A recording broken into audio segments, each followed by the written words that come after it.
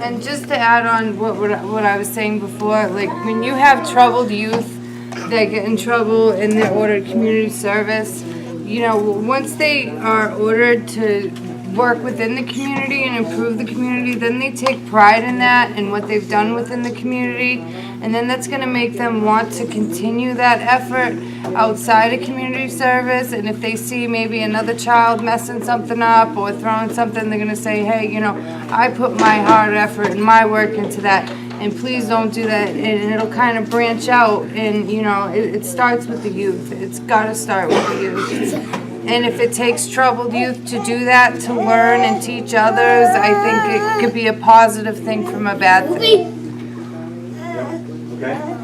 Hi.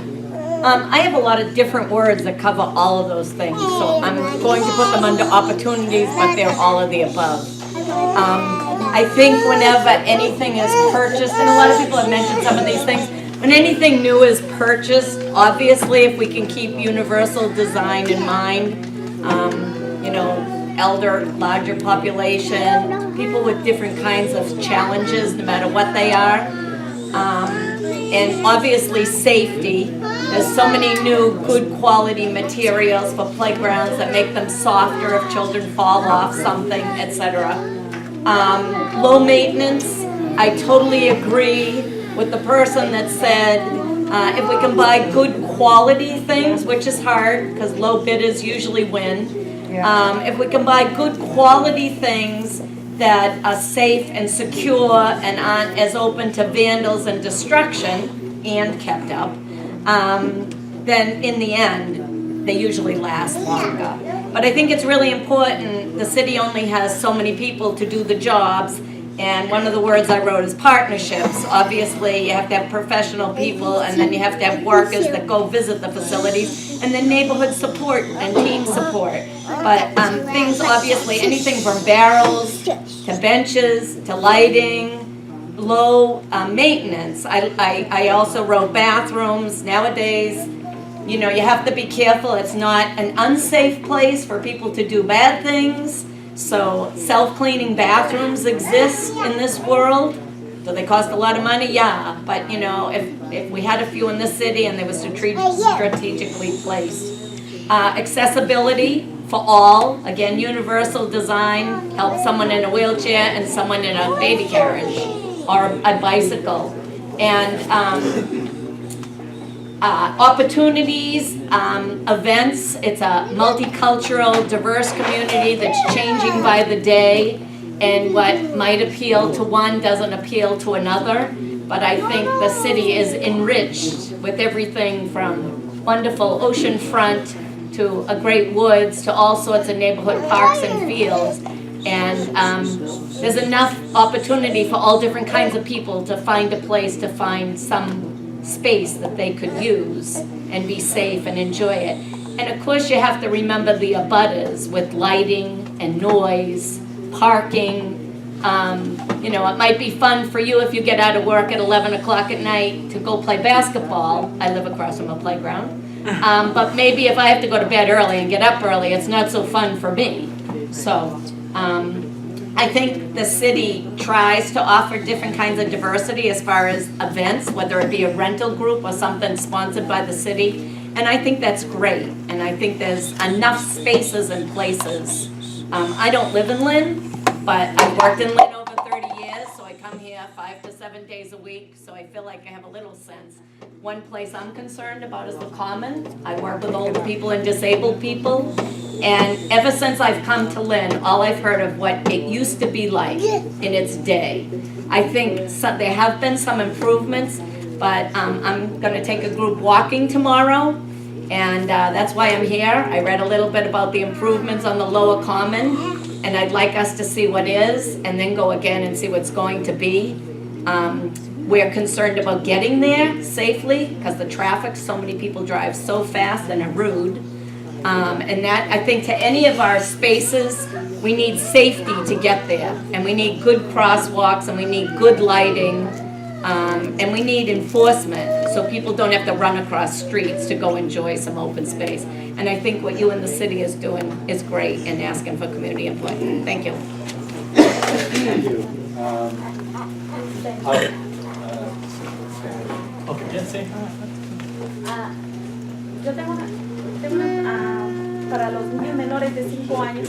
For children younger than 5, He visitado parques como la High Rock, donde está la torre, I've visited parks such as High Rock, where the tower is. donde están los resbaladeros. Los niños menores de como 4 o 3 años se resbalan porque están rotos. Where los verdaderos, where the swings are, kids do go on the swings, but they're broken. So, para los niños menores es muy peligroso porque a la hora que se resbalan se pueden quedar trabados. It's the slides. So the slides, the kids do go on the slides, but the slides are broken. It's very, very dangerous because they're using them in that condition. Es el parque de ahí y es el parque del último donde hacen el carnaval. Visité ese parque hoy y es lo mismo, está roto. And it's the same thing in the park where the carnivals happen.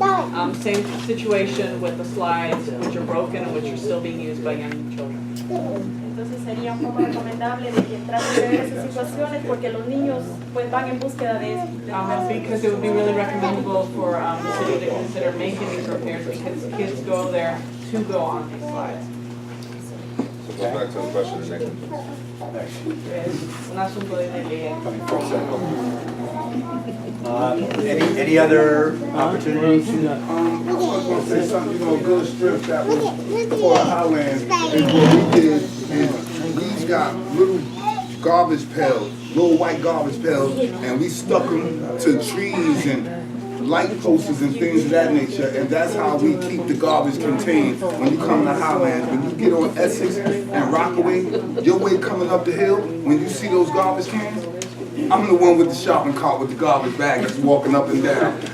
I'm dumping them in and putting them out, but we have to show something, But the city should do it.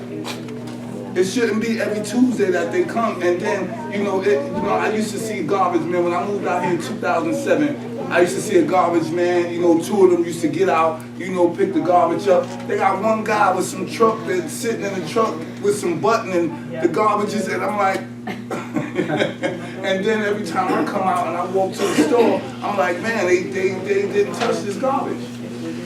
It sits out there, if we put the garbage cans out there and anybody could see them from Essex Street and Rockaway all the way to where Rockaway turned into Rock Avenue, all the way to Allen Street, you see these little white garbage cans.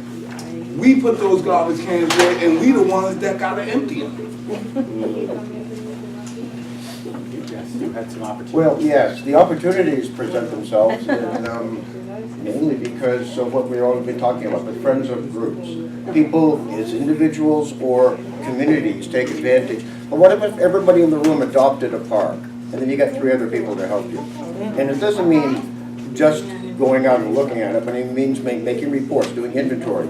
Feed to the city. Lisa Narek at the Parks and Recreation Department wants to know the audit, if you will, of how many slides are broken, how many soft pads are missing, things like this. The other thing is the groups that you see that do support some of the open spaces, the Friends of Lynn Woods, the Friends of the Beaches, the Friends of High Rock Tower, for some reason.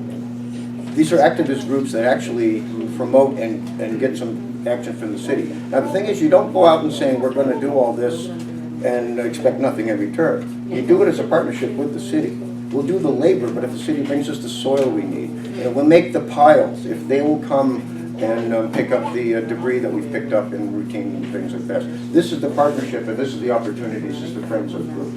When I first moved to town 16 years ago, I called Parks and Recreation, DPW, how often and I asked how often do they empty the baskets in the parks, and they said twice a week. Then a few years later, I noticed they were getting full, and they said, oh, once a week.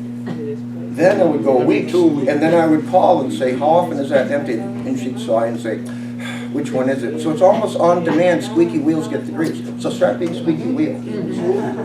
Don't let them get overflowing and get there ahead of the game. And let's all just be partners together. What these gentlemen were talking about is how they came in and cleaned up the my name's Calvin Anderson. I moved 16 years ago, and I founded a group called the Gateway Project for Lynn. It's a volunteer-driven activist group when we would adopt public spaces, and we actually have a history of building successfully a pocket park, all with nothing. Every once in a while, we'd get a grant for $150 for the original, what King was talking about. The little white things are, somebody gave in the cow bins. That was my idea. Let's put them up, and we got a $150 grant to buy the bulbs to put them on. The thing that works about this is, it was inspired by a South End of Boston program where merchants and individuals would say, yes, I will routinely empty that. So, and the key is you don't have large bins, because people start putting household garbage in. You put in the little ones for the, hopefully people using them for cleaning up after their dogs and debris and things like that. And then every day, every week on trash week, you just, they're made so that you can pivot them and put them in, but into a bag and then just empty them. But it's got to be a partnership with public and private sector. The money's not going to increase, so we have the open space, but let's be pragmatic about it and all work together. And let's start taking back these parks.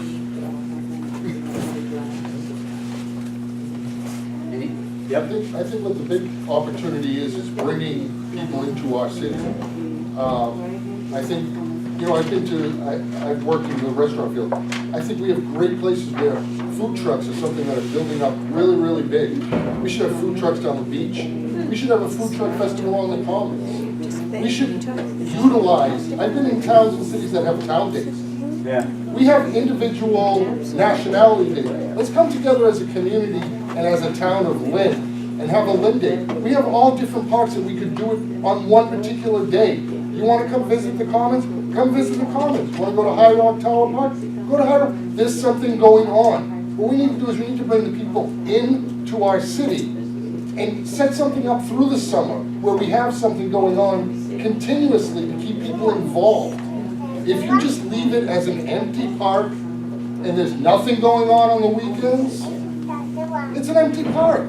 But if you have, like I said, just an example, food trucks, or if you had Town Day on July 15th, whatever day, whatever, you know, the community comes together as one and we all take care of everybody in our city. And I think that's the biggest opportunity, is we need to get the people into our city and coming to Lynn to spend their money on our stuff. Big flea markets. Goldfish Pond has a great flea market.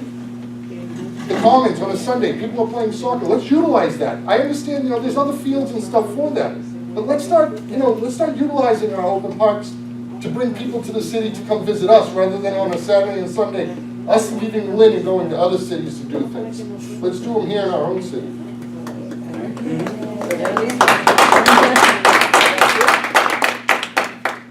Hi, I'm Jared Nicholson. I'm here as a private resident of Lynn, but I'm also on the Lynn School Committee. So I first want to say it's so exciting to see a bunch of people here so passionate about the parks, and really, when you look at a list of the Lynn parks, it looks like an opportunity after opportunity after opportunity. And something specific that we talked about tonight is the neighborhood associations. I'd love to see us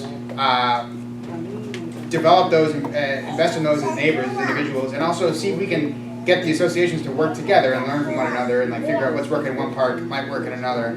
And then specifically when it comes to the schools and the opportunity, we have a lot of great kids in our schools, and every year we have more and more of them. And that's becoming a big issue for the city, is the number of classrooms, the number of schools. We're going to be building new schools. That's going to happen. We need to do it.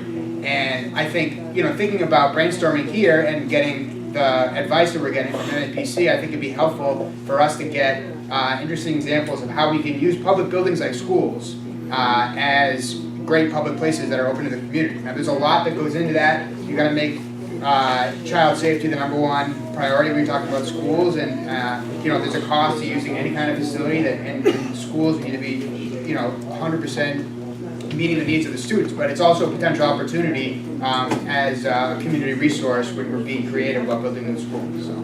Yeah, we've seen a lot of examples of communities where the schools and the city or town are in partnership in terms of offering recreational and other types of opportunities to do that, keeping in mind the factors that you raised, whether it's safety or just meeting the students' needs first. But there's usually a way to, you know, develop some sort of a partnership so that it expands the opportunities that the citizens at large have.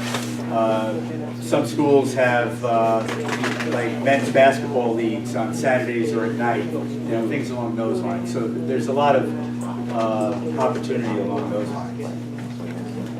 Building upon what the lady said before about involving the youth, and you said on the school committee, is more of a question. Is there a way to, or does a program exist where you can, take the kids, bring them to the park, and have them help install, the fences that need to be fixed, or fix the slides, the parks, cleaning, mowing the lawn, raking, like an after-school program would kind of, serve two purposes: to clean the parks, give the kids something to do.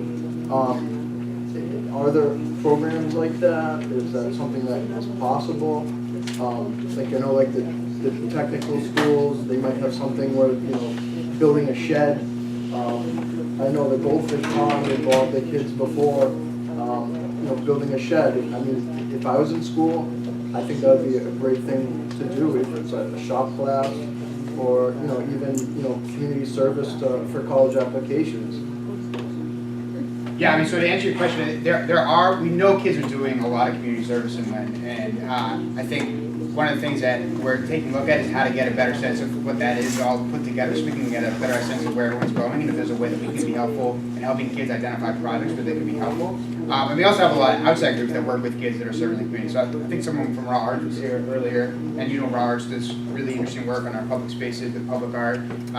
But I think that's another opportunity to keep better track of that and have identify interesting projects for kids and teenagers to work on together. And then, maybe getting the television news involved to set up and, have the kids on TV, things like that. I think, like the woman said, if you involve the youth, they become more prideful. And it becomes kind of, in the future, if you build it at the foundation, and then, we're not here saying, our parks are in disarray. And even the pressure on grown-ups, I think a lot of it isn't so much the kids, that it's the littering is like maybe the grown-ups. If the grown-ups see the kids doing it, maybe they might look in the mirror and kind of say, wow, these kids are doing this, maybe it might help the grown-ups to fix their own problems.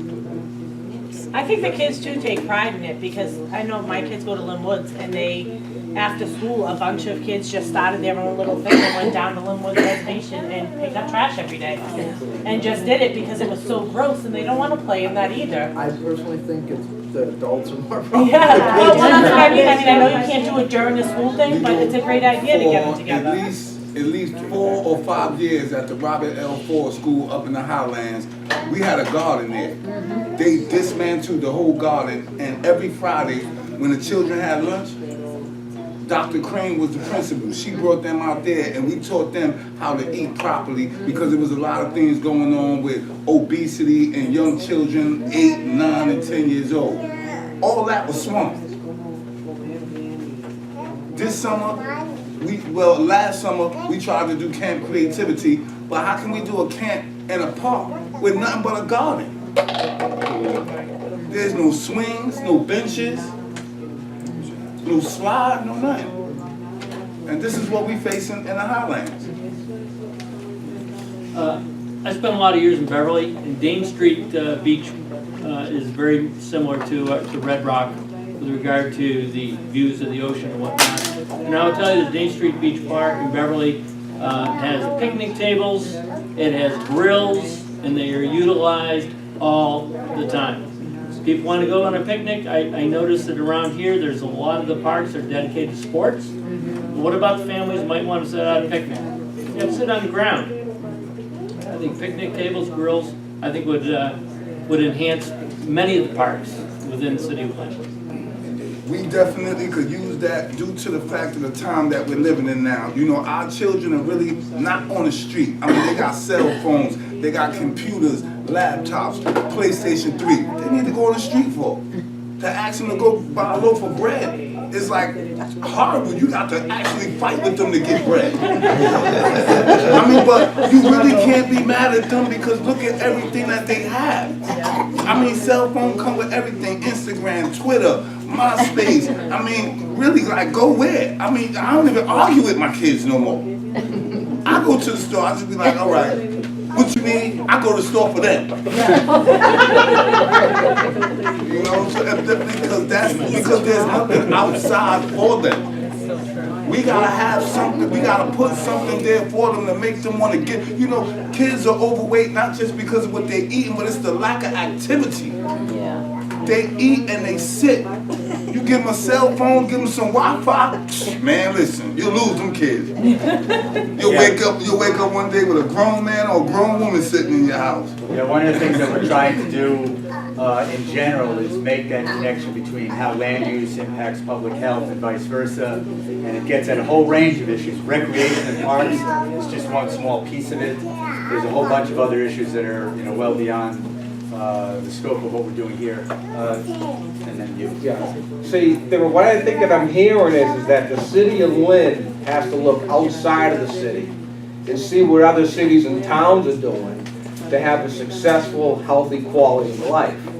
I'll take, for instance, the city of Salem has a Forest River Park. Right. They got 2 beautiful in-ground pools. They have a walkway around there. I think the city needs to dream a little bit.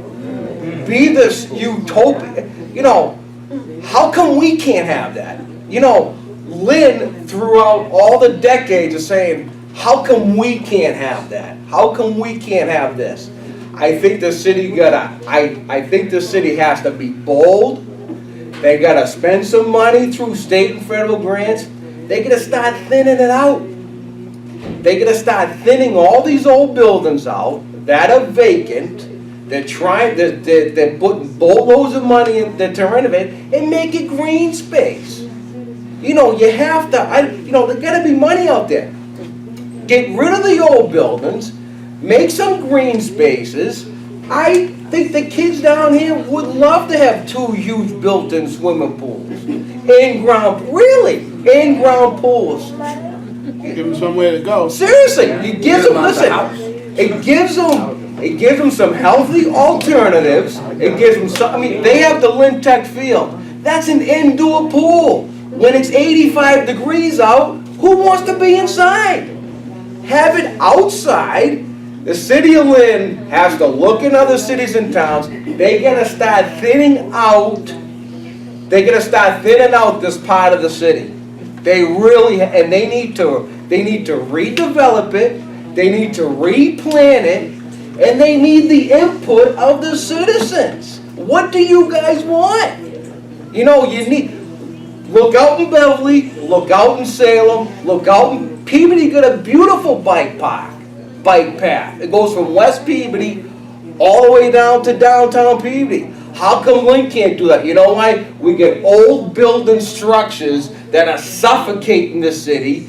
There is no open green space. It's all a roadblock to redevelopment. People talk about the beach. You know why you can't get to the beach? Because you got these old dilapidated buildings that are in the way. Seriously, you gotta start thinking, Lynn gotta start thinking bold.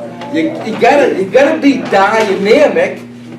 You know, you gotta. It's crazy the way the city thinks. I think they want to keep getting the government money. Bingo. Bingo. Keep the city down. Keep getting the grants and keep getting the crap. They do. Serious. They don't want to do anything for these people. Right, they're gonna be bold. They're gonna be daring. Why not? Right, that's all they want. So they want much. your tax money. And for that movie, They're giving away money up at the golf course. Where did that money go? I mean, when I'm coming out my house and I'm walking downtown Lynn and they telling me I can't walk down this street because some gangster that was killing people and beating people up and doing this, that, and the third and been on a run for 16, 20 years and I can't walk down the street because they're doing a movie for him. All right then, I'll take the other way. Now where's the money for this movie? You don't see the money in the city.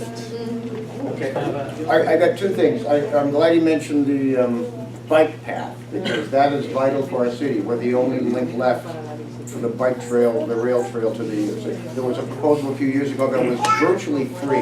Millions of dollars ready to be appropriated for it as a gift from the rail people. There's a couple of things that fell back. We're still hopeful for that. The second thing is, when they were renovating or asking for input for some of the parks during the $4 million bond a year or so ago, there were some ideas that I had for the underutilized space like at Cook Street Park. There's some clay courts there that are used for soccer games after work. But other people come and just jog around. So I was thinking it would be a simple thing somewhere in town along a jogging route to put little workout stations. Every once in a while there's a place to do some pull-ups. Then you jog another quarter mile or a few hundred yards. Then there's an incline board. You know, you can do your crunches as you go. And then, so I'm just thinking that's an easy fix that could be done with not a whole lot of money. yeah. I wanted to, are we still on Actually like sculpture. Yeah. We're a little mixed at this point. Over to Lynn. It all ties I want to add on to the, in Miami, they have parks like that, or areas in parks that are dedicated to that type of things. People doing their little calisthenics exercises, and they actually have little exercises that you can do them right on them. And that would be something great as far as, even if somebody never does them, they're at least walking by and drawing up that knowledge and keeping it with them for when they decide to actually put forth. So it raises the general consciousness as well. Yeah. And I wanted to also emphasize, as far as the gentleman said, there's places in Beverly and other cities where people can go out and they can barbecue and grill. We don't necessarily have that in a space in Lynn. I come from a Dominican family. We love to get out in the city spaces. We like to be outside when it's hot. That's just the natural culture. We like to be amongst the people. We don't like to be stuck in our homes. We'd rather cook amongst the people than to cook in our homes isolated from the people. So if we could have a place like that in our city, I'd love for to go out on the commons and everybody get out there and just start making their meals and into working with each other and just having a real, I think that would fix a lot of our issues as far as vandalism and general ignorance and gangs and all those other issues. I think we have a general issue with community and community activity, so we can't come together. We can't understand each other. So when there's a lack of understanding, you have all these issues. You have people who don't care about what happens to these people. You have people who, when something happens over there, you say, why that people over there getting that? You see what I'm saying? So this causes a general thing. We need a place where we can come together and come out and do things as a community and as a family that live on the same geographical location. I was thinking about the opportunities and the kids in school as well as the parents. I know that in California they have a whole, I guess, a mascot with Smokey the Bear. I'm older. Smokey the Bear and forest fires. And I was thinking about Lynn trying to come up with something to address the trash. And also I was thinking about on the Commons, I know in Boston Commons they have outdoor skating rinks. And I was thinking that on the Commons in Lynn, that would be a good thing for the winter. Maybe if the city could put an outdoor skating rink and then in the summertime turn it into a sprinkler water system like they have over there at the Mother Church over on across from the Symphony. Christian Science, whatever. We used to have it. Didn't they try ice skating this year? Yeah, it didn't work out. We used to have it for years and years. We used to have ice skating on the commons. They just stopped. Well, one of the things we like to do a lot when we do planning projects like this, whether it's for Parks and Rec or economic development or housing or whatever, is that we do, a lot of you talked about examples from other communities. That's something, every community learns from communities near them or out in California. So that's an important part of the process. Now, do you guys have a plan, or are you trying to make a plan? We are, the city has a plan. Of course they got a plan. I know they have. Well, I'm trying to find out why we're here. To just make all this nonsense, but they're going to make their own plan anyway. We're working with them to update the plan, and we wanted this forum to get input into Yeah, I understand thoughts that you have. I lived on Kinney Park for 22 years, across the street from the park.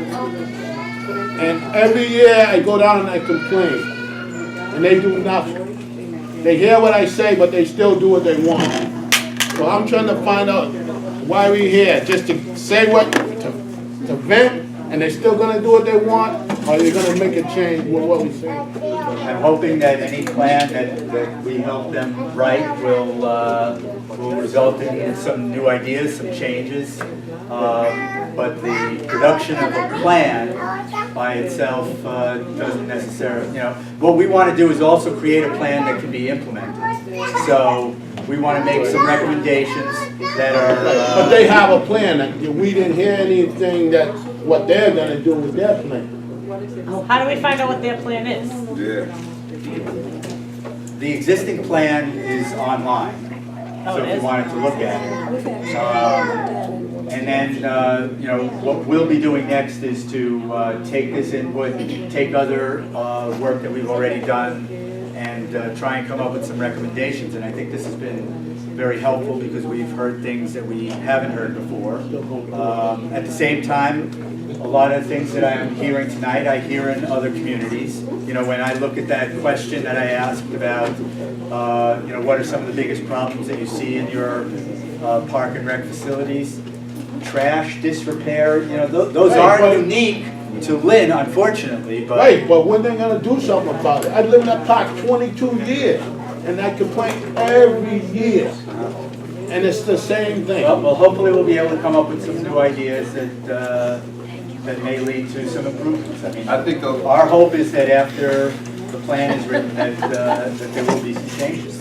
I think it goes back to us as the community putting the pressure on City Hall.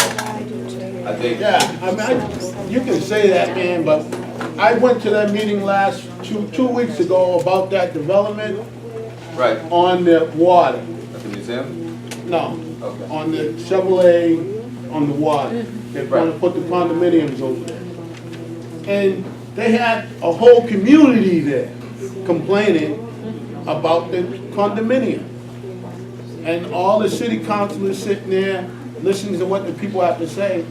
And all they said was, well, we need this condominium. All right.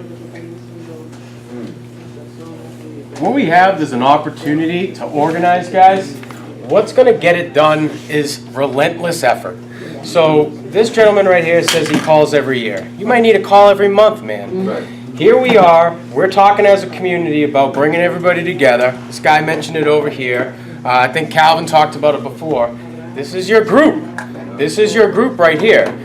We need to organize as citizens so that the squeaky wheel can get fixed. Until you're organized, until you're well represented, you're not going to get the feedback that you want from your city councilors. As long as we separate. Yeah, they don't get along with one another, but if they see us unified, you gotta be organized. That's how the Highlands is able to get things. That's how we able to have gardens and our own garbage pail. We not gonna keep going to them saying, yo, y'all keep driving past and y'all see all these garbage cans.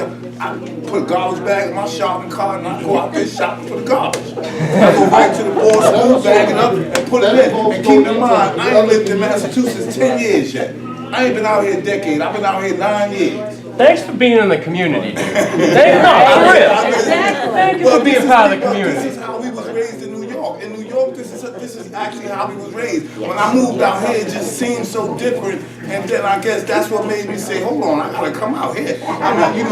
This is really strange to me. And I haven't lived in Lynn 10 years yet. I moved to Lynn in the middle of August of 2007. Me, my wife, and my 2 daughters. And I put in so much work in the Lynn, insofar as, going around to the community building. I've taught these 2 brothers. You understand? And I'm a black guy. They're Dominican.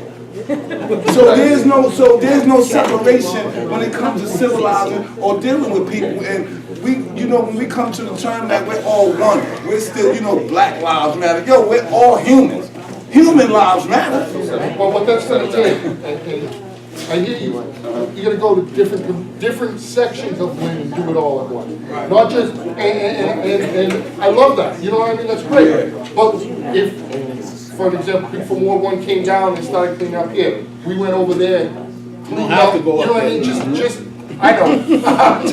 But just try to integrate everybody together. That's the thing. And that's exactly what we did. As long as we keep certain communities, certain parts of our city in the closet and away from other parts of the city, we're never gonna come together as one. And in 2011, that's when we started cleaning up all the parks. We started with Cook Street Park because Cook Street Park had that big incident with kids from high school fighting, and it went viral and went on the internet. So we started with Cook Street, but we came outside the Highlands. We did Warren Street Park. We came down, helped out Calvin, did Celebi. We did every park in Lynn. Strawberry, Smith Street Park, which is a dead end. More like you and us. I think, just to add on to the point that the gentleman made here,